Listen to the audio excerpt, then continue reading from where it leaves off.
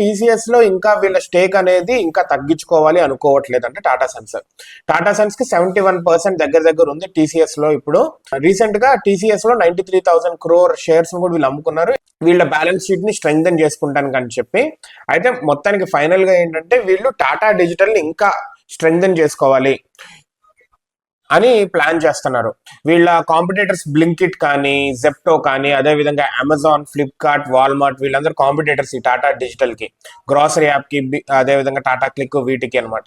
So వాళ్ళు ఏంటంటే full time దీని మీద ఉండి దాని మీద చాలా ఎక్స్పాండ్ అవుతున్నారు, వీళ్ళు ఎక్స్పాండ్ అవ్వలేకపోతున్నారని ఈ మనీ ఇక్కడ పుష్ చేసి ఇంకా ఆపరేషన్స్ ని స్ట్రాంగ్ చేసుకుంటే ఎప్పుడైనా కానీ that will be really good. Hopefully వీళ్ళు అలా చేస్తారు అని అయితే నేను ఎక్స్పెక్ట్ చేస్తున్నాను. Because Tata is a trusted brand of Bharat. So Tata అనేది ఎప్పుడు ఎక్కడికి ఎట్లా ఎక్స్పాండ్ అయినా కానీ నీతి నిజాయితీ ఉంటుందని భారతదేశం అంతా నమ్ముతా ఉంది. So I wish Tata to be one of the top companies in Bharat and world wide also.